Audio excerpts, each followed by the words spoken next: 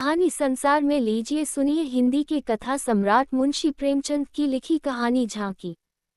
कई दिनों से घर में कलह मचा हुआ था। माँ अलग मुंह फुलाए बैठी थी, स्त्री अलग। घर की वायु में जैसे विष भरा हुआ था। रात को भोजन नहीं बना। दिन को मैंने स्टोव पर खिचड़ी डाली, पर खाया किसी ने नहीं। बच्चों को भी आज भूख न थी। छोटी लड़की कभी मेरे पास आकर खड़ी हो जाती, कभी माता के पास, कभी दादी के पास, पर कहीं उसके लिए प्यार की बातें न थीं। कोई उसे गोद में न उठाता था, मानो उसने भी अपराध किया हो। लड़का शाम को स्कूल से आया, किसी ने उसे कुछ खाने को न दिया, न उससे बोला, न कुछ पूछा। दोनों बरामदे में मन मारे बैठे हुए थे और शायद सोच रहे थे घर में आज क्यों लोगों के हृदय उनसे इतने फिर गए हैं। भाई बहन दिन में कितनी बार लड़ते हैं, रोना पीटना भी कई बार हो जाता है, पर ऐसा कभी नहीं होता कि घर में खाना न पके या कोई किसी से बोले नहीं। ये कैसा झगड़ा है कि 24 घंटे गुजर जाने पर भी शांत नहीं होता, यह शायद उनकी समझ में न आता था। झगड़े की जड़ कुछ न थी। अम्मा ने मेरी बहन के घर तीजा भेजन के लिए जिन सामानों की सूची लिखाई, वो पत्नी जी को घर की स्थिति देखते हुए अधिक मालूम हुई। अम्मा खुद समझदार हैं, उन्होंने थोड़ी बहुत काट छांट कर दी थी, लेकिन पत्नी जी के विचार से और काट छांट होनी चाहिए थी। 5 साड़ियों की जगह 3 रहें, तो क्या बुराई है। खिलौने इतने क्या होंगे, इतनी मिठाई की क्या जरूरत। उनका कहना था जब रोजगार में कुछ मिलता नहीं, दैनिक कार्यों में खींचतान करनी पड़ती है, दूध घी के बजट में तकलीफ हो गई, तो फिर तीजे में क्यों इतनी उदारता की जाए। पहले घर में दिया जलाकर तब मस्जिद में जलाते हैं, यह नहीं कि मस्जिद में तो दिया जला दे और घर अंधेरा पड़ा रहे। इसी बात पर सास बहू में तकरार हो गई, फिर शाखें फूट निकली। बात कहाँ से कहाँ जा पहुंची, गड़े हुए मुर्दे उखाड़े गए। अन्योक्तियों की बारी आए, व्यंग्य का दौर शुरू हुआ और मौनालंकार पर समाप्त हो गया। मैं बड़े संकट में था। अगर अम्मा की तरफ से कुछ कहता हूँ तो पत्नी जी रोना धोना शुरू करती है, अपने नसीबों को कोसने लगती है। पत्नी किसी कहता हूँ तो जन मुरीद की उपाधि मिलती है। इसलिए बारी बारी से दोनों पक्षों का समर्थन करता जाता था, पर स्वार्थवश मेरी सहानुभूति पत्नी के साथ ही थी। खुलकर अम्मा से कुछ न कहा सकता था, पर दिल में समझ रहा था कि जाति इन्हीं की है। दुकान का ये हाल है कि कभी कभी बोहनी भी नहीं होती, असामियों से टका वसूल नहीं होता, तो इन पुरानी लकीरों को पीटकर क्यों अपनी जान संकट में डाली जाए। बार बार इस गृहस्थी के जंजाल पर तबीयत झुंझलाती थी। घर में 3 तो प्राणी हैं और उनमें भी प्रेम भाव नहीं। ऐसी गृहस्थी में तो आग लगा देनी चाहिए। कभी कभी ऐसी सनक सवार हो जाती थी कि सबको छोड़ छाड़ कर कहीं भाग जाऊं। जब अपने सिर पड़ेगा, तब इनको होश आएगा, तब मालूम होगा कि गृहस्थी कैसे चलती है। क्या जानता था कि यह विपत्ति झेलनी पड़ेगी, नहीं विवाह का नाम ही न लेता। तरह तरह के कुत्सित भाव मन में आ रहे थे। कोई बात नहीं, अम्मा मुझे परेशान करना चाहती हैं। बहू उनके पांव नहीं दबाती, उनके सिर में तेल नहीं डालती, तो इसमें मेरा क्या दोष। मैंने उसे मना तो नहीं कर दिया है।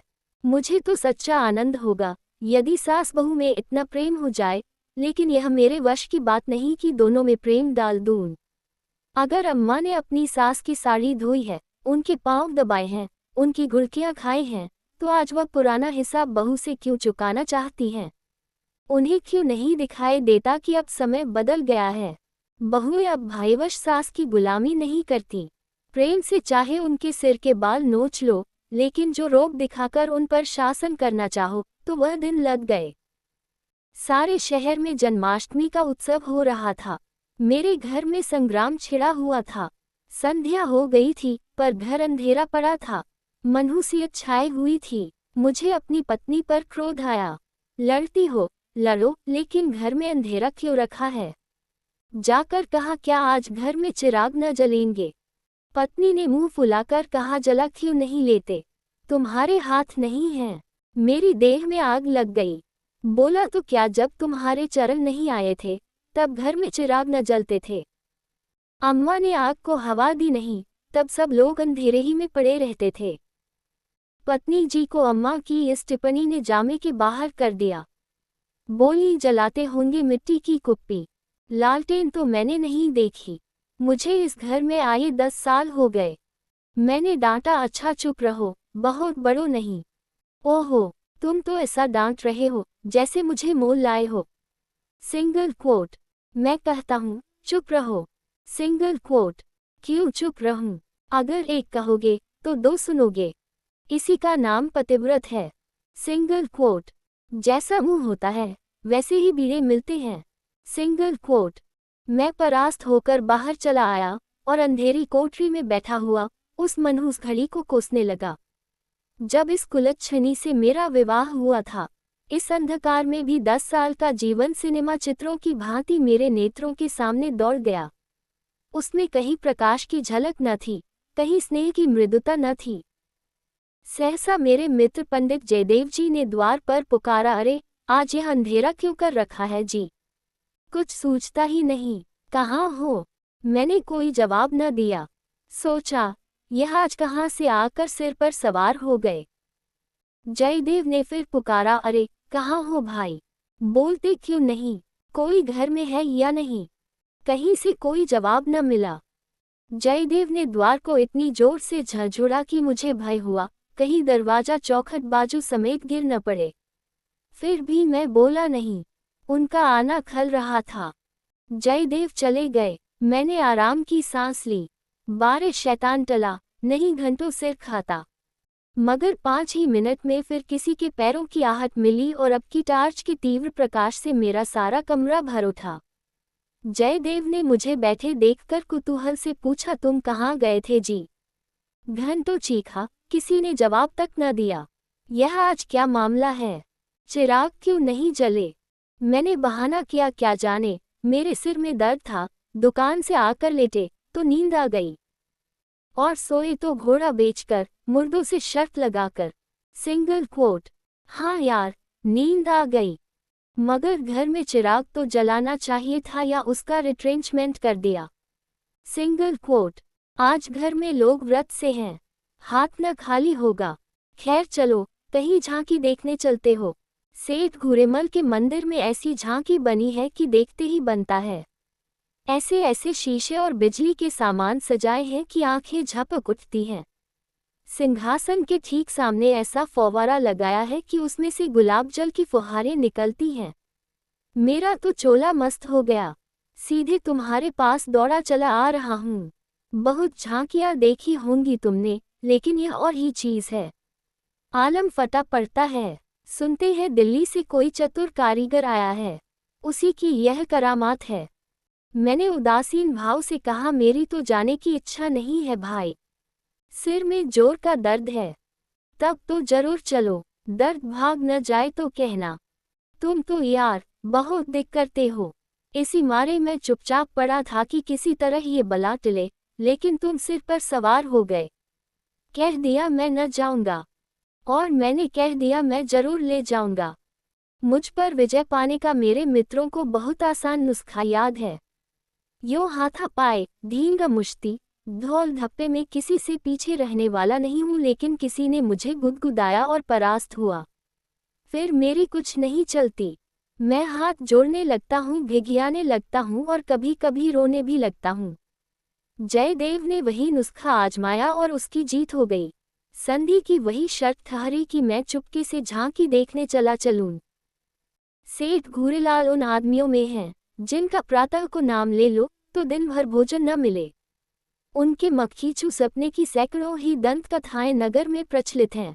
कहते हैं, एक बार मारवाड़ का एक भिखारी उनके द्वार पर डट गया कि भिक्षा लेकर ही जाऊंगा। सेठ जी भी अड़ गए कि भिक्षा न दूंगा, चाहे कुछ हो। मारवाड़ी उन्हीं के देश का था। कुछ देर तो उनके पूर्वजों का बखान करता रहा, फिर उनकी निंदा करने लगा, अंत में द्वार पर लेट रहा। सेठ जी ने रत्ती भर परवाह न की। भिक्षुक भी अपनी धुन का पक्का था। सारा दिन द्वार पर बेदाना पानी पड़ा रहा और अंत में वही मर गया। तब सेठ जी पसीजे और उसकी क्रिया इतनी धूमधाम से की कि बहुत कम किसी ने की होगी। भिक्षुक का सत्याग्रह सेठ जी के लिए वरदान हो गया। उनके अंतःकरण में भक्ति का जैसे स्रोत खुल गया। अपनी सारी संपत्ति धर्मार्थ अर्पण कर दी। हम लोग ठाकुरद्वारे में पहुंचे तो दर्शकों की भीड़ लगी हुई थी। कंधे से कंधा छिलता था। आने और जाने के मार्ग अलग थे, फिर भी हमें आध घंटे के बाद भीतर जाने का अवसर मिला।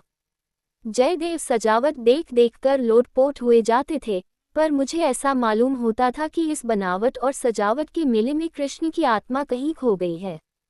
उनकी वह रत्नजटित, बिजली से जगमगाती मूर्ति देखकर मेरे मन में ग्लानि उत्पन्न हुई। इस रूप में भी प्रेम का निवास हो सकता है। मैंने तो रत्नों में दर्प और अहंकार ही भरा देखा है। मुझे उस वक्त यही याद न रही कि यह एक करोड़पति सेठ का मंदिर है और धनी मनुष्य धन में लौटने वाले ईश्वर की ही कल्पना कर सकता है। धनी ईश्वर में ही उसकी श्रद्धा हो सकती है।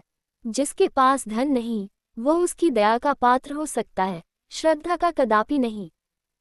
मंदिर में जयदेव को सभी जानते हैं, उन्हें तो सभी जगह सभी जानते हैं। मंदिर के आंगन में संगीत मंडली बैठी हुई थी। केलकर जी अपने गंधर्व विद्यालय के शिष्यों के साथ तंबूरा लिए बैठे थे। पखहाउस, सितार, सरोद, वीणा और जाने कौन कौन बाजे, जिनके नाम भी मैं नहीं जानता, उनके शिष्यों के पास थे। कोई गीत बजाने की तैयारी हो रही थी। जयदेव को देखते ही केलकर जी ने पुकारा। मैं भी तुफैल में जा बैठा। एक क्षण में गीत शुरू हुआ। समा बढ़ गया। जहाँ इतना शोरगुल था कि तोप की आवाज भी न सुनाई देती, वहाँ जैसे माधुर्य के उस प्रवाह ने सब किसी को अपने में डुबा लिया। जो जहाँ था, वही मंत्रमुग्ध सा खड़ा था। मेरी कल्पना कभी इतनी सचित्र और सजीव न थी। मेरे सामने न वह बिजली की चकाचौंध थी, न वह रत्नों की जगमगाहट, न वह भौतिक विभूतियों का समारोह। मेरे सामने वही यमुना का तट था, गुललताओं का घूंघट मुंह पर डाले हुए। वही मोहिनी गुए थी, वही गोपियों की जल क्रीड़ा, वही वंशी की मधुर ध्वनि, वही शीतल चांदनी और वही प्यारा नंद किशोर, जिसकी मुख छवि में प्रेम और वात्सल्य की ज्योति थी, जिसके दर्शनों ही से हृदय निर्मल हो जाते थे। मैं इसी आनंद विस्मृति की दशा में था कि कॉन्सर्ट बंद हो गया और आचार्य केलकर के एक किशोर शिष्य ने ध्रुपद अलापना शुरू किया। कलाकारों की आदत है कि शब्दों को कुछ इस तरह तोड़ मरोड़ देते हैं कि अधिकांश सुनने वालों की समझ में नहीं आता कि क्या गा रहे हैं। इस गीत का एक शब्द भी मेरी समझ में न आया, लेकिन कंठ स्वर में कुछ ऐसा मादकता भरा लालित्य था कि प्रत्येक स्वर मुझे रोमांचित कर देता था। कंठ स्वर में इतनी जादू भरी शक्ति है, इसका मुझे आज कुछ अनुभव हुआ। मन में एक नए संसार की सृष्टि होने लगी, जहाँ आनंद ही आनंद है, प्रेम ही प्रेम, त्याग ही त्याग। ऐसा जान पड़ा, दुख केवल चित्त की एक वृत्ति है, सत्य है केवल आनंद। एक स्वच्छ, करुणा भरी कोमलता जैसे मन को महसूसने लगी। ऐसी भावना मन में उठी कि वहाँ जितने सज्जन बैठे हुए थे, सब मेरे अपने हैं, अभिन्न हैं। फिर अतीत के गर्भ से मेरे भाई की स्मृति मूर्ति निकल आई। मेरा छोटा भाई बहुत दिन हुए मुझसे लड़कर घर की जमा जथा लेकर रंगून भाग गया था, और वहीं उसका देहांत हो गया था। उसके पाश्विक व्यवहारों को याद करके मैं उन्मत्त हो उठता था। उसे जीता पा जाता तो शायद उसका खून पी जाता, पर इस समय स्मृति मूर्ति को देखकर मेरा मन जैसे मुखरित हो उठा। उसे आलिंगन करने के लिए व्याकुल हो गया। उसने मेरे साथ, मेरी स्त्री के साथ, माता के साथ, मेरे बच्चे के साथ जो कटु, नीच और घृणास्पद व्यवहार किए थे, वह सब मुझे भूल गए। मन में केवल यही भावना थी, मेरा भैया कितना दुखी है। मुझे इस भाई के प्रति कभी इतनी ममता न हुई थी। फिर तो मन की वह दशा हो गई जिसे विह्वलता कह सकते हैं। शत्रु भाव जैसे मन से मिट गया था। जिन जिन प्राणियों से मेरा बैर भाव था, जिनसे गाली गलौज, मारपीट, मुकदमाबाजी सब कुछ हो चुकी थी, वह सभी जैसे मेरे गले में लिपट लिपट कर हंस रहे थे। फिर विद्या पत्नी की मूर्ति मेरे सामने आ खड़ी हुई। वह मूर्ति जिसे 10 साल पहले मैंने देखा था, उन आंखों में वही विकल कंपन था, वही संदिग्ध विश्वास, कपोलों पर वही लज्जा लालिमा, जैसे प्रेम सरोवर से निकला हुआ कोई कमल पुष्प हो। वही अनुराग, वही आवेश, वही याचना भरी उत्सुकता, जिसमें मैंने उस न भूलने वाली रात को उसका स्वागत किया था, एक बार फिर मेरे हृदय में जाग उठी। मधुर स्मृतियों का जैसे स्रोत सा खुल गया। जी ऐसा तड़पा कि इसी समय जाकर विद्या के चरणों पर सिर रगड़कर रोऊं और रोते रोते बेसुध हो जाऊं। मेरी आंखें सजल हो गईं। मेरे मुंह से जो कटु शब्द निकले थे वह सब जैसे मेरे ही हृदय में गड़ने लगे। इसी दशा में जैसे ममतामयी माता ने आकर मुझे गोद में उठा लिया। बालपन में जिस वात्सल्य का आनंद उठाने की मुझमें शक्ति न थी, वह आनंद आज मैंने उठाया। गाना बंद हो गया। सब लोग उठ उठकर जाने लगे। मैं कल्पना सागर में ही डूबा रहा। सहसा जयदेव ने पुकारा, चलते हो या बैठे ही रहोगे? ये कहानी आपको कैसी लगी हमें कमेंट बॉक्स में जरूर बताएगा। धन्यवाद।